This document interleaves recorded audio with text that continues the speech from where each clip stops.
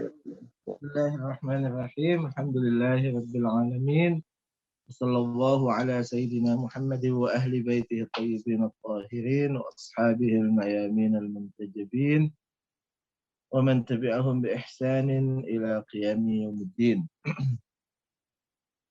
Allahumma rabbi shrah li sadri wa yassir li amri wa hlul 'uqdatam min lisani yafqahu qawli. Rabbi antiqni bil huda wa alhimni at-taqwa. Assalamualaikum warahmatullahi wabarakatuh. Kita lanjutkan pada pembahasan ta'arud yang lain setelah kita sebutkan pada pertemuan sebelumnya pertentangan antara dua sabda ataupun dua hadis, dua riwayat. Yang satu adalah menunjukkan secara nas atau sharih pada kebolehan, dan yang satunya adalah menunjukkan pada zuhur, mungkin keharaman atau zuhur kepada kewajiban. Kita katakan bahwa dalam kondisi seperti itu yang diambil, yang dikedepankan adalah yang nas ke atas yang zuhur. Kemudian pada yang berikutnya, yang ketiga di sini adalah ketika subjek daripada hukum itu berbeda antara hadis pertama ataupun antara ayat atau dalil yang pertama dengan yang kedua. Yang pertama adalah mutlak, misalnya dengan kata lain ya mutlak, mencakup semua, tetapi kemudian pada yang kedua ada pertentangan, tetapi hanya bertentangan pada sebagiannya. Ya, seperti yang masyhur dan itu contoh digunakan, dipakai di dalam fatwa juga demikian. Misalnya dalam Al-Qur'an Allah Subhanahu wa taala menyebutkan tentang ar-riba haramun, bahwa riba itu haram, ya, wa ahallallahu al-bai'a wa harrama riba. Ayat itu adalah dengan tegas menyebutkan bahwa riba itu haram. Sini pertanyaannya, apakah semua riba haram? Ya, sepertinya sesuai dengan kemutlakan ayat itu menunjukkan semua riba haram. Tetapi kemudian disempitkan, atau dengan kata lain kemutlakannya menjadi tidak berlaku ketika kemudian ada hadis yang menyebutkan la riba bainal walidi wa waladih, misalnya tidak ada riba antara orang tua dan anak. Jadi boleh orang tua untuk meminjamkan pada anaknya dan kemudian menuntut dari anaknya itu kelebihan dalam membayarnya. Itu dalam riwayat disebut tidak masalah. Sebagaimana juga tidak ada riba antara misalnya muslim dan kafir, tapi yang dimaksud adalah kafir harbi, ya. Di sini terjadi pertentangan, tapi pertentangannya hanya pada keluasan daripada konten itu atau maksud daripada hadis dalil. Maka di sini tidak kemudian dinegasikan, tetapi yang dinegasikan hanya pada sebagiannya, sehingga kemudian itu menjadi lebih khusus. Artinya di sini kita sebut bahwa ada taksis, ada yang dikhususkan. Ya, semua riba haram kecuali kemudian hanya riba pada bentuk-bentuk tertentu atau riba antara pribadi-pribadi tertentu, itu yang kemudian menjadi berbeda hukumnya. Qad yakunu mawdu'ul hukm alladhi yadullu alaihi ahadal kalamain adyaqu nitaqan. Qad yakunu mawdu'ul hukm alladhi yadullu alaihi ahadul kalamaini adyaqa nitaqan wa akhassu. Kok bisa akhassu, ya? Padahal yakunu Ya, qad yakun nitaqan wa akhassu da'iratan min mawdu'il hukm alladhi yadullu alaihi al-kalamul akhar. Bisa jadi subjek sebuah hukum yang mana ditunjukkan oleh salah satu daripada dua kalam itu, dua dalil itu, ya, dia adalah lebih sempit, lebih khusus daripada maudhu hukum yang ditunjukkan oleh hadis yang lain atau ayat yang lain atau eh, dalil yang lain. Jadi ada dalil A dan ada dalil B. Dalil A adalah lebih sempit daripada dalil B. Wa mithaluhu an yuqala fi nassir riba haramun. Misalnya ketika dikatakan dalam sebuah nas bahwa riba itu adalah haram. Wa yuqalu fi nassin akhar, dan kemudian ada pada nas yang lain ar-riba bainal walidi wa waladihi mubahun. Yaitu riba antara seorang ayah dan anaknya adalah mubah. Fal hurmatul lati yadullu 'alaiha an-nassul awwalu mawdu'uha 'ammun. Maka keharaman yang ditunjukkan oleh nas pertama itu adalah menunjukkan subjeknya adalah umum, yaitu riba secara umum adalah dihukumi haram. Li'annaha tamna'u bi'itlaqiha 'anit ta'amulir ribawi ma'a ayyi syakhsin. Dari mana kita bisa katakan, dari mana kita bisa pahami bahwa kalimat ar-riba haramun itu adalah mencakup semuanya, mencakup segala bentuk riba atau segala atau semua orang dihukumi ribanya haram, karena dia adalah kalimat yang mutlak. Dia tidak ada pembatasan, dia tidak ada qaid, tidak menggunakan katakan mudhaf ilaih ataupun apapun. Tapi ar-riba itu disebut sebagai mutlak. Li'annaha tamna'u, karena ya tercegah atau tumna'u bi'itlaqiha, atau betul, li'annaha tamna'u, karena keharaman yang ada pada nas itu mencegah bi'itlaqiha, dengan kemutlakan keharamannya, misalnya anit ta'amulir ribawi, dari transaksi riba, ma'a ayyi syakhsin, dari siapapun, dengan siapapun itu dihukumi sebagai sesuatu yang haram. Wal ibahatu fin nassis tsani mawdu'uhal khas. Mawdu'uha khasun. Sedangkan kebolehan dalam nas yang kedua, subjeknya adalah khusus. Kalau di situ subjeknya umum atau mutlak, lebih tepatnya di sini subjeknya adalah khusus. Li'annaha tasmahu birriba bainal walidi wa waladih. Karena pada nas yang kedua ini dia memperbolehkan riba antara seorang ayah dengan anaknya secara khusus. Wa fi hadhil halati tuqaddamun nassu tsani 'alal awwal. Dalam kondisi seperti ini penyelesaiannya, solusinya adalah didahulukan nas yang kedua terhadap yang pertama.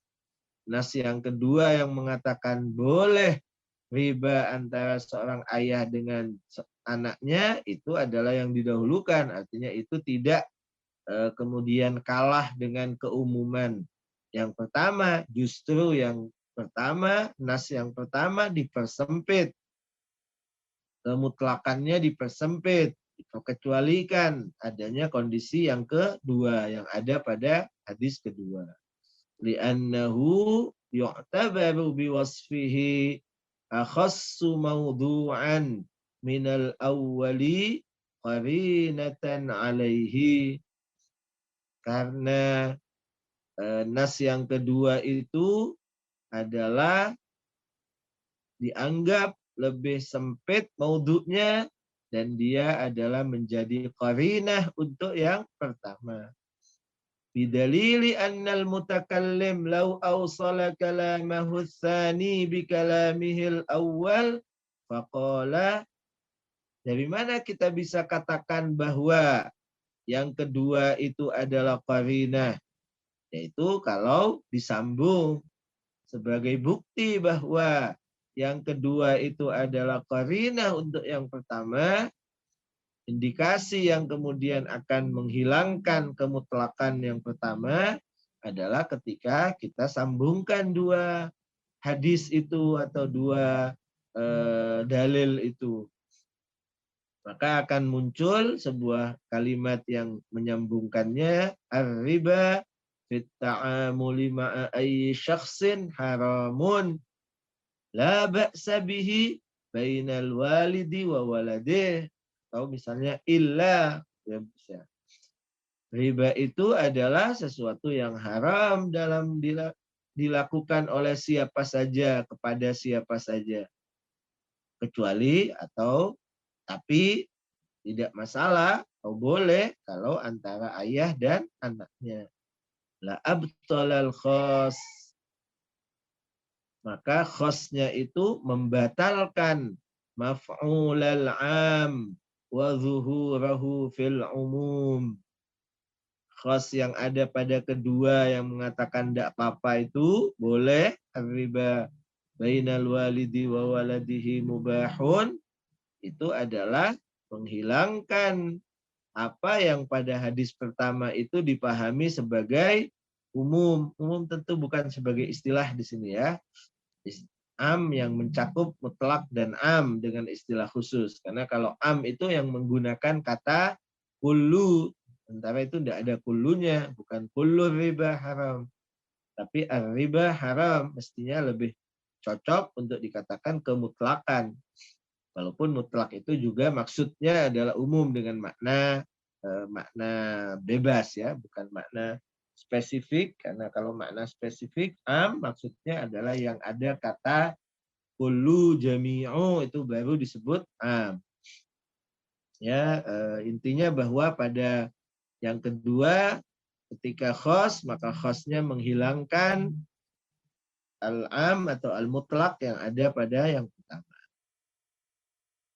Wa qad arafna sabiqan, dan kita juga sudah pernah bahas, pernah ketahui annal qarinata tuqaddamu ala dzil qarinah, bahwa qarinah itu adalah didahulukan kepada yang mendapatkan qarinah, yang memiliki qarinah. Sawa'un kanat muttasilatan au munfasilatan. Baik qarinahnya itu muttasil atau munfasil, baik disebutkan dalam sebuah kata, sebuah kalimat, disebutkan dalam sebuah kalimat, yakni satu hadis, ataupun pada hadis yang lain, pada ayat yang lain, itu namanya munfasilah. Sama saja dari sisi bahwa yang didahulukan adalah qarinahnya terhadap dzul qarinah, maka qarinah tetap didahulukan baik muttasilah atau munfasilah. Wa yusamma taqdimul khas 'alal 'ammi takhsisan.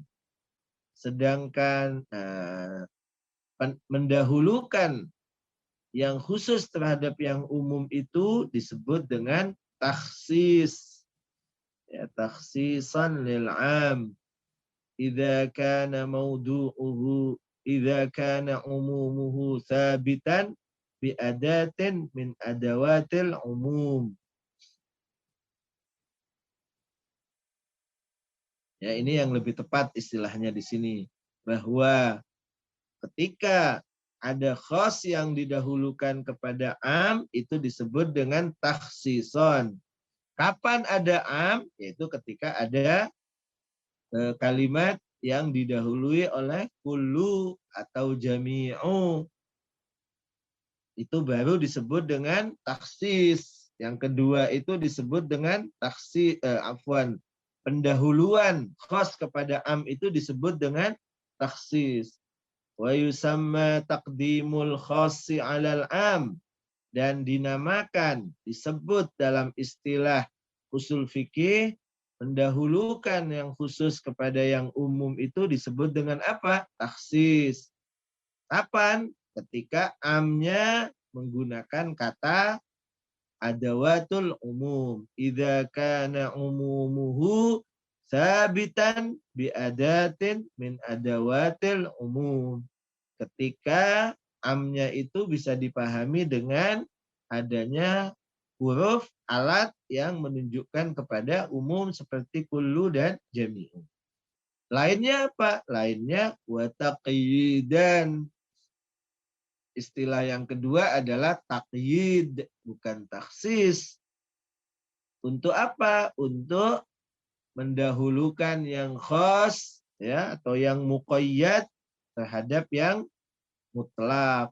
Wa taqyidan lahu idza kana umumuhu sabitan bil itlaqi wa adami dzikril qaid. Dan disebut dengan taqyid di saat keumuman, ini kemutlakannya itu karena apa yang kita pahami sebelumnya dengan kata itlaq. Ini tetap beliau menggunakan keumuman yang makna bahasa ya. Ketika keumumannya bahwa hukumnya itu general gitu ya. Hukum general itu ada kalanya karena mutlak, itlaq, karena tidak ada qaid. Tapi hukum general ada kalanya menggunakan huruf yang menunjukkan kepada keumuman atau kegeneralan seperti kullu dan jami'. Istilahnya kalau karena mutlak disebut dengan taqyid. Terus wa yusammal khassu fil halatil ula mukhassisan. Hadis kedua yang mana memang khusus, lebih sempit dari yang pertama, itu disebut dengan mukhassis. Dialah yang mengkhususkan yang pertama, sehingga menyempitkan yang pertama. Sedangkan kalau yang pertamanya itu adalah mutlak, disebut dengan muqayyid. Wa yusammal khassu fil halatil ula mukhassisan. Dan disebutkan khas yang kondisi pertama itu dengan mukhassisan. Ini kondisi pertama di sini bukan yang ar-riba haramun ya, tapi maksudnya adalah pada am yang umumuhu sabitan bi adatin min adawatil umum, ya, pada baris sebelumnya itu. Wa fil halatis tsaniyah, dan pada kondisi yang kedua yang mana? Yang mana generalnya adalah ditunjukkan atau dipahami dengan itlaq atau pemutlakan. Disebut apa? Disebut muqayyidan. Wa fil halatis tsaniyah muqayyidan. Hadis yang kedua yang menyempitkan kemutlakan yang pertama itu disebut dengan muqayyid. Wa ala hadzal asas yattabi'ul faqih fil istinbati qa'idatan 'ammah. Karena itulah kemudian dalam prakteknya atau dalam ya istinbatnya kemudian disusun sebuah kaidah umum, dan itu kaidah yang diikuti. Wahia, kaidah itu berbunyi al-akhdhu bil mukhassis wal muqayyid ya, wa taqdimuha 'alal 'ammi wal mutlaq. Yang diambil adalah yang mukhassisnya. Dalam dua kalam itu, dalam dua dalil itu yang diambil yang mana? Yang mukhassisnya. Itu kalau yang pertamanya adalah am menggunakan kullu atau jami'u. Terus wal muqayyid, dan yang diambil adalah yang muqayyid, yakni yang kedua kalau yang pertamanya adalah mutlak. Diambil terus diapakan? Wa taqdimuhuma, dan dikedepankan muqayyid dan mukhassis itu alal ammi wal mutlaq, kepada yang am dan yang mutlak. Illa annal amma wal mutlaqa yadhallu hujjatan. Kalau kita ambil yang mukhassis, kalau kita ambil yang muqayyid dan kita dahulukan, terus yang am itu, yang mutlak itu gimana? Yang pertama diapakan dalilnya? Dibuang. Seperti pada yang sebelumnya, ketika pada kondisi atau dalam jenis yang kedua itu, di sini bilang tidak dibuang, tetapi di sini adalah tetap menjadi hujjah, tetapi hanya lingkarannya, areanya, maudhu'nya yang lebih sempit, artinya dikeluarkan sebagian daripada masadiq. Sebagian misdak yang masuk pada yang pertama itu menjadi tidak berfungsi, menjadi batil, tetapi misdak yang lain tetap berfungsi, tetap hujjah. Illa annal amma wal mutlaqa, hanya saja yang am dan yang mutlak itu yadhallu hujjatan, tetap sebagai hujjah fi ghairi ma kharaja bit takhsisi wat taqyid, untuk yang selain yang keluar dengan taksis dan takyid. Seolah-olah kita ingin mengatakan bahwa dalam satu kelas itu ada 30 anak. 30 anak itu adalah misalnya rajin-rajin semuanya. Kecuali ada 2 anak. Jadi 2 saja. Adanya kecuali itu mengeluarkan yang 2. Tapi tidak mengeluarkan yang 28. Yang 28 tetap dia berlaku baginya predikat yang tadi kita katakan bahwa rajin. 2 itu saja yang keluar. Ini juga begitu. Pada ayat disebut riba itu haram. Riba haram itu mungkin untuk siapa? Untuk 5 miliar manusia. Semua manusia yang ada di muka bumi.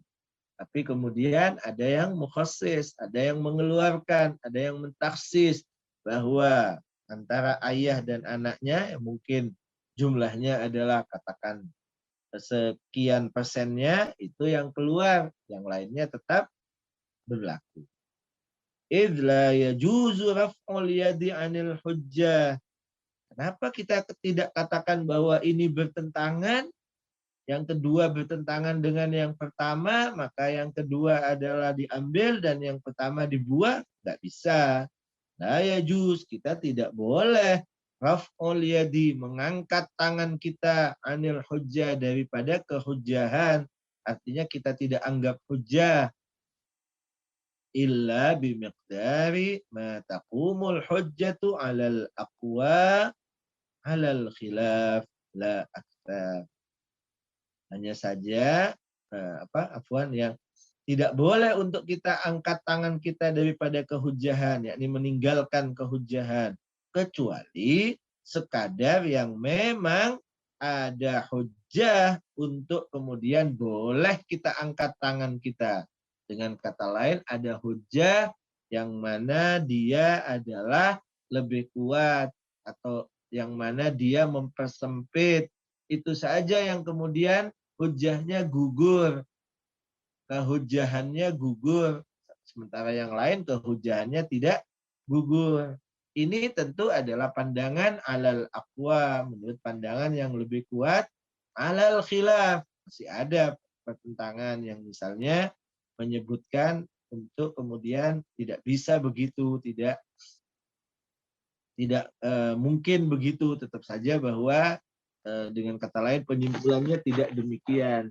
Dengan kata lain kehujjahannya masih dipertentangkan untuk kemudian bisa berlaku seperti tadi. La aktsar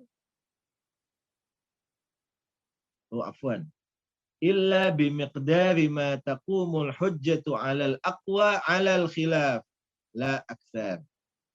Kecuali yang bisa untuk kemudian kita angkat tangan kita daripada kehujjahan adalah yang memang berdiri hujjah ya untuk kemudian menyatakan sebaliknya, dan itu lebih kuat untuk menyatakan sebaliknya.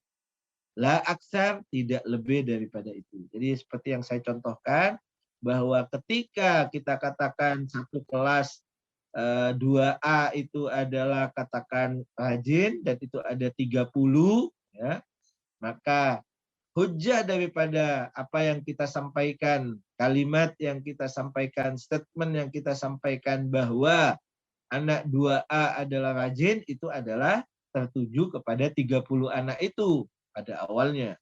Tapi kemudian ketika ada statement lain yang menyatakan bahwa Tono dan Joko dari kelas 2A itu malas misalnya, maka Tono dan Joko itu lebih kuat karena disebut secara spesifik. Sementara yang tadi pada yang pertama tidak kuat untuk mengatakan semua satu-satu, ya, semua satu-satu tanpa menyebut nama, berarti tidak kuat. Tapi dengan penyebutan nama adalah lebih kuat. Sehingga dengan penyebutan yang lebih kuat itu gugurlah hujjah yang tadi punya hujjah dengan hanya angka 30 orang atau hanya penyebutan katakan anak-anak rajin, anak-anak kelas 2 rajin, atau semua anak-anak kelas 2 rajin, tetap juga walaupun menggunakan kata semua, tapi kata semua itu adalah menunjukkan kepada katakan 30 kepala itu tanpa disebut dengan nama, tanpa ditunjuk. Tapi ketika ada penunjukan, ada penyebutan, maka itu menjadi aqwa. Karena dia aqwa, itulah yang gugur. Itulah yang menggugurkan lebih tepatnya.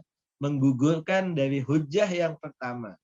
Bahwa Tono dan Joko juga adalah rajin sesuai dengan hadis yang pertama, sesuai dengan statement yang pertama. Tetapi dengan adanya penyebutan Joko dan Tono untuk hadis yang kedua, itu artinya dia adalah menggugurkan yang tadi disebut hujjah bahwa semuanya adalah rajin. Sementara yang 28-nya, yakni selain Joko dan Tono, karena tidak disebut pada hadis yang kedua, itu berarti tetap pada kehujahan yang pertama. Yang kata lain tidak ada yang menggugurkan. Ya, begitu pemahamannya. La aksar, tidak lebih daripada 2. Jadi pada ayat yang dicontohkan, riba adalah haram. Untuk semua, iya. Untuk 5 miliar manusia yang ada di muka bumi. Tapi kemudian 5 miliar itu maksudnya semua. Iya semua. Kepada kepala masing-masing diharamkan. Tapi kemudian hadis yang menyatakan bahwa tidak ada riba antara ayah dan anak, itu artinya menyebut secara spesifik. Tadinya di sini adalah masuk semua. Ayah dan anak, anak dan ayah, suami istri, teman, sahabat, dan seterusnya itu semuanya masuk. Tetapi kemudian ini menyebutkan secara khusus yang berarti hujahnya lebih qawi, lebih aqwa.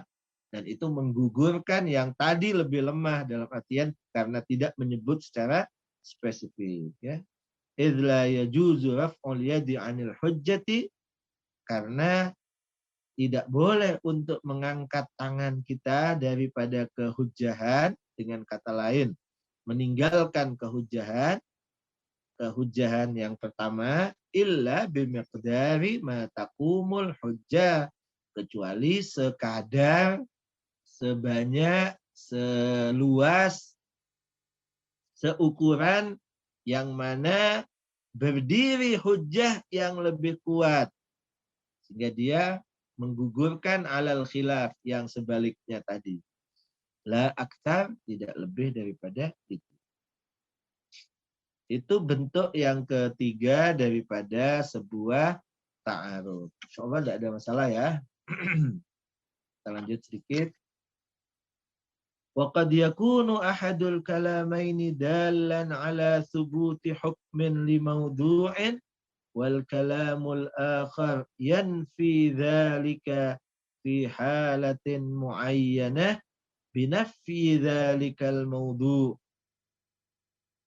Kemungkinan yang lain, bentuk ta'arud yang lain adalah di saat salah satu daripada dua dalil, salah satu daripada dua kalam itu menunjukkan akan keberadaan, keaktifan, terbuktinya keberadaan subjek daripada sebuah maudhu.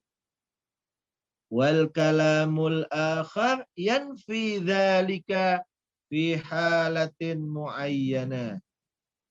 Sedangkan yang lain, hadis yang kedua adalah menegasikan maudhu yang menegasikan hukum untuk maudhu yang pertama, tetapi bukan dalam semua kondisi, pada kondisi tertentu.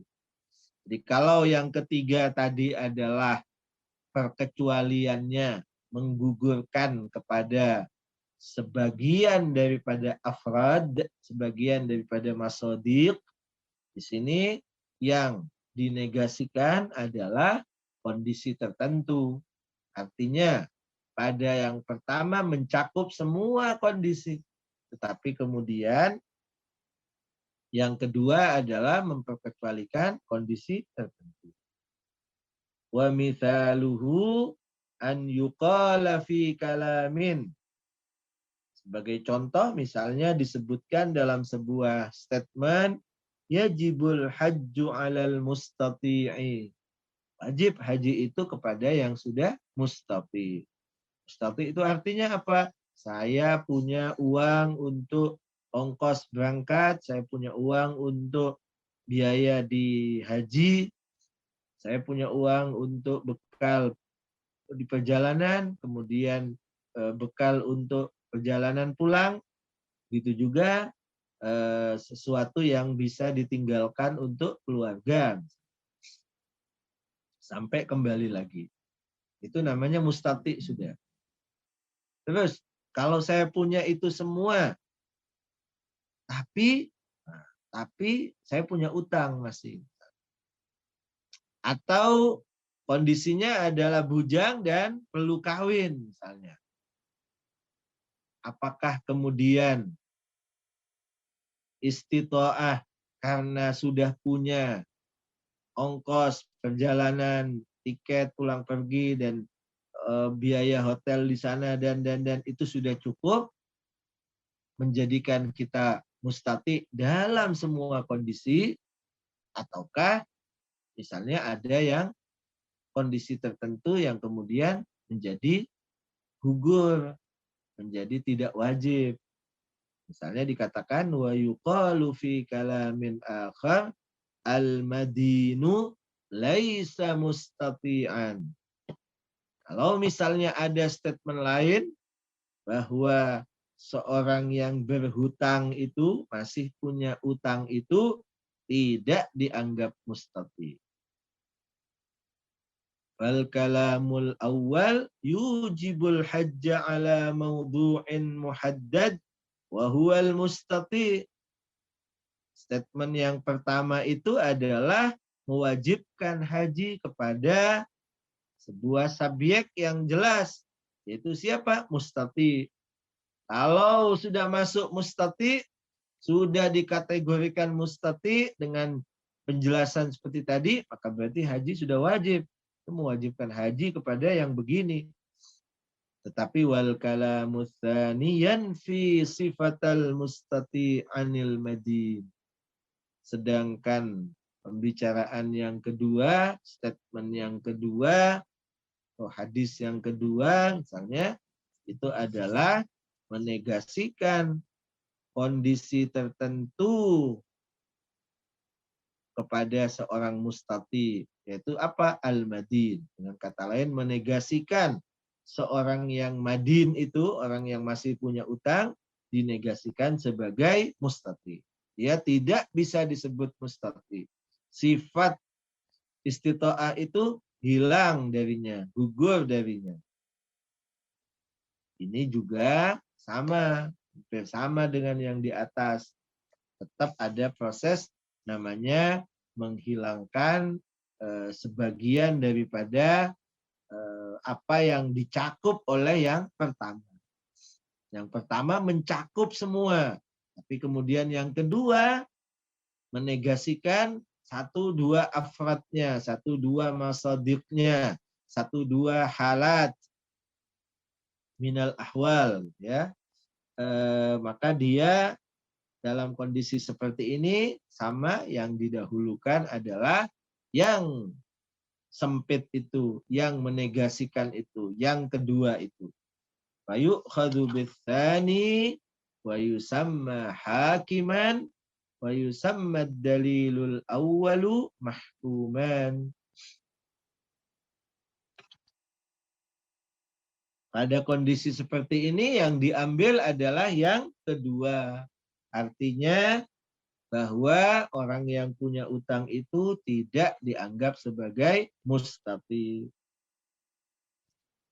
Dalam istilah disebut hakim. Artinya dia yang memenangkan, mengalahkan gitu ya. Artinya dia yang kemudian kita ambil dalil yang pertama itu menjadi kalah, mahkum. Ya. Hakiman wa mahkuman. Ketiga dalil yang ketiga istilah atau ketiga kaidah yang sudah kita sebutkan pada nomor 2, nomor 3, dan nomor 4. Nomor 2 itu apa kemarin kita bilang taqdimu atau al-akhdhu bidalilil ibahah ala rukhsah, ya. Al-akhdhu bil ibahah ala rukhsah gitu ya. Di mana kita mengambil yang membolehkan di saat yang membolehkan itu adalah nas kepada yang zuhur. Atau lebih tepatnya mungkin kita ambil yang membolehkan kepada yang zuhurnya wajib atau haram. Tetap yang lebih menang adalah yang zuhur.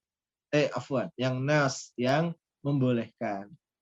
Yang kedua atau yang poin ketiga di sini adalah taqyid dan taksis. Diambil yang muqayyid, diambil yang mukhassis. Itulah yang didahulukan.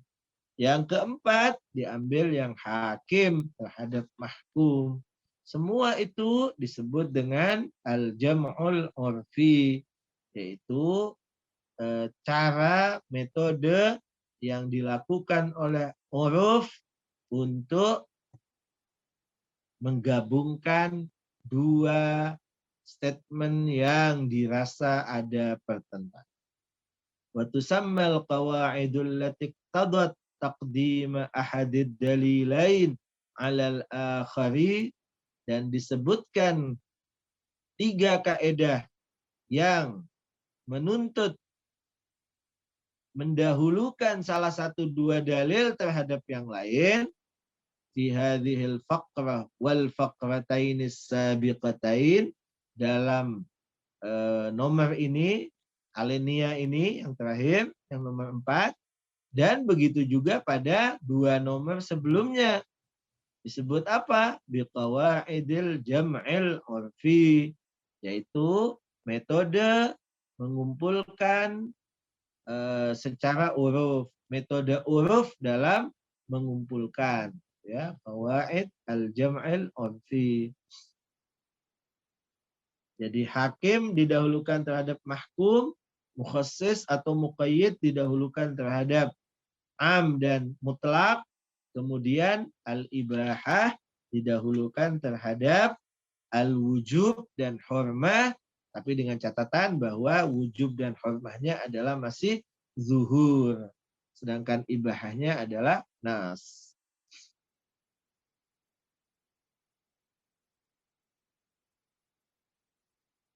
Kemudian yang terakhir, lanjutkan sedikit, yang kelima, yaitu ketika tidak bisa untuk kemudian digabung, tidak bisa untuk kemudian ada yang lebih kuat sehingga didahulukan, baik itu taksis atau takyid atau hakim, semuanya tidak ada. Ya, kan tidak bisa mengamalkan dua hadis itu. Yang kelima, idza lam yujad fin nassainil muta'aridaini kalamun sarihun qat'i. Yang kelima, ketika tidak ada dalam nas, dalam dua nas, dalam dua teks yang bertentangan itu tidak ada kalamun sarihun qat'i, tidak ada statement yang jelas, yang qat'i. Yang kata lain kedua-duanya adalah sama-sama misalnya zuhur. Wala ma yasluh an yakuna qarinatan, dan tidak ada yang bisa jadi qarinah ala tafsiril akhar, untuk menafsirkan yang lain. Seperti yang tadi kita sebut, yang pertama memang am, tapi yang kedua khas, maka berarti yang khas menjadi qarinah terhadap am. Wa mukhassisan, tidak bisa menjadi taksis, atau muqayyidan, dan tidak bisa menjadi hakiman. Kalau yang pertama dimaksudkan adalah pada contoh yang kedua, tidak bisa menjadi qarina ala tafsiril akhar, tidak bisa menerjemahkan bahwa maksudnya wajib itu, maksudnya misalnya fi'il amr itu adalah bukan wajib. Kenapa? Karena yang pertamanya menjadi qarina bahwa ini boleh, dan boleh tidak ketemu dengan wajib, tapi boleh ketemu dengan misalnya sunnah, walaupun pakai fi'il amr, tapi perintahnya untuk sunnah misalnya. Itu artinya menafsirkan ala tafsiril akhar. Begitu juga larangan tidak ketemu dengan kebolehan. Maka kebolehan itu menunjukkan, menafsirkan bahwa larangannya bukan haram tetapi makruh misalnya. Ini kalau dua itu tidak ada, semuanya tidak ada. Fala yajuzul amalu. Kalau ada yang tadi itu, salah satunya diambil, salah satunya digunakan. Hakimnya yang diambil, mahkumnya dibuang, tidak dipakai.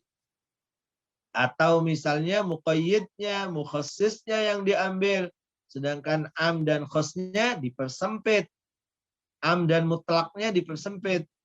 Begitu juga yang pertama atau yang nomor kedua di sini. Tapi kalau tidak ada itu semua, fala yajuzul amalu, maka tidak bisa mengamalkan, tidak boleh mengamalkan bi ayyi wahidin, pada salah satu daripada keduanya, minad dalilain, dari dua dalil itu tidak bisa diamalkan salah satunya, al muta'aridain, yang bertentangan, li'annahuma ala mustawa wahid, karena kalau kedua-duanya pertentangannya seperti ini, tidak ada mukhassis, tidak ada muqayyid, tidak ada am, tidak ada mutlak, tidak ada juga hakim mahkum, tidak ada juga yang satu menafsirkan yang lain, tidak bisa. Maka berarti kedua-duanya sama, posisinya sama. Kalau tadi posisinya beda, yang satu lebih kuat dalam area daerah yang lebih sempit, lebih kuat, makanya dia didahulukan, makanya dia menjadi mukhassis, makanya dia menjadi hakim karena lebih kuat. Tapi ini posisinya sama. Karena posisinya sama, tidak bisa diamalkan salah satunya. Tidak bisa kita milih A, kemudian B-nya ditinggal, atau milih B, A-nya ditinggal. Tidak bisa, tidak ada dalil. Wala tarjiha li ahadihima alal akhar. Maka tidak ada yang bisa memenangkan yang satu terhadap yang lain, memprioritaskan yang satu terhadap yang lain.